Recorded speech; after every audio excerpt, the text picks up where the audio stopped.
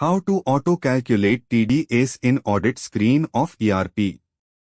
ERP system में purchase और job work जैसे ऑडिट ट्रांजैक्शंस में tax deducted at source TDS automatic calculate हो जाता है।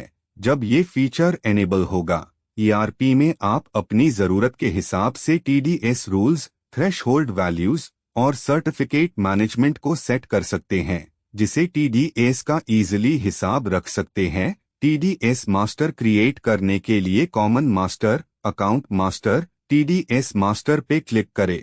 ऐड बटन पे क्लिक करके TDS सेक्शन सिलेक्ट करें, उसका कोड और रूल ऑटोमेटिक फिल हो जाएगा। From date to date field में फाइनेंशियल ईयर का स्टार्टिंग डेट सिलेक्ट करें। हर फाइनेंशियल ईयर का डेट अपडेट करना जरूरी होता है। थ्रेशहोल्ड वैल्यू ऐड करें जो बताता है कि किस लिमिट के ऊपर TDS डिडक्ट होगा पूरे साल में। डिडक्शन रेट कंपनी के लिए, नॉन कंपनी के लिए और अनरजिस्टर्ड पार्टी के लिए अलग अलग ऐड करें। कंपनी और नॉन कंपनी का डिफरेंस पैन के 4th डिजिट से होता है। कंपनी के लिए वो डिजिट C या F होता है, नॉन कंपनी के लिए वो H, T, P या कोई और होता है। अनरजिस्टर्ड पार्टी मतलब जिनके पास पैन नहीं है। जरूरत हो तो रिमार्क्स ऐड कर सकते हैं। जब TDS मास्टर की एंट्री यूज नहीं करनी हो तो उसे इनएक्टिव मार्क कर सकते हैं। नेक्स्ट कंपनी लेजर में TDS सेटअप करें। नया कंपनी लेजर क्रिएट करते वक्त या एग्जिस्टिंग कंपनी लेजर को अपडेट करते वक्त आपको TDS सेक्शन सिलेक्ट करना होता है। अगर कंपनी के पास LRS सर्टिफिकेट है तो उसे भी कंपनी लेजर में ऐड करें। LRS सर्टिफिकेट में certificate number, valid from to date, threshold value और डिडक्शन रेट भरना होगा। सर्टिफिकेट अपलोड करना ऑप्शनल है, लेकिन रेफर के लिए यूजफुल होता है। नोट: अगर सर्टिफिकेट एक्सपायर हो जाए और आप नए सर्टिफिकेट को ऐड ना करें तो TDS कैलकुलेशन डिफॉल्ट रेट पे होगा। कंपनी लेजर में इग्नोर थ्रेशहोल्ड ऑप्शन भी होता है। अगर ये एनेबल करोगे तो हर ऑडिट ट्रांजैक्शन पे TDS कैलकुलेट होगा, चाहे थ्रेशहोल्ड लिमिट क्रॉस हो या नहीं।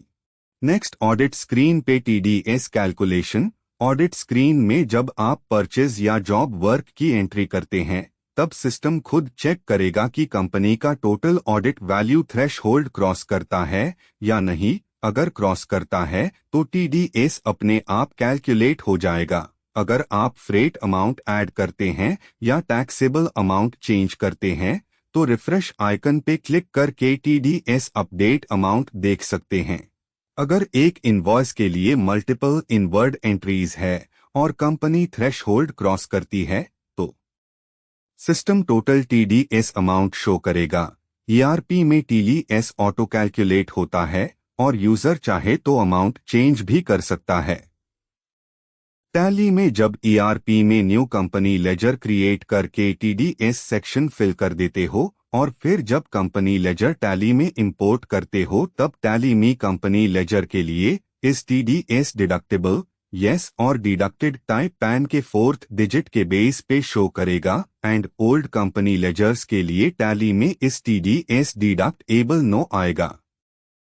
यूजर को मैन्युअली यस सिलेक्ट करना होगा और करेक्ट डिडक्टेड टाइप चूज करना होगा। प्लीज इंश्योर की सेम TDS परसेंट और रिलेटेड डिटेल्स जैसे LRS certificate number, threshold value, nature of payments etcetera ERP और टैली दोनों में मैन्युअली एंटर किए गए हो। ERP ये डिटेल्स टैली को ट्रांसफर नहीं करता।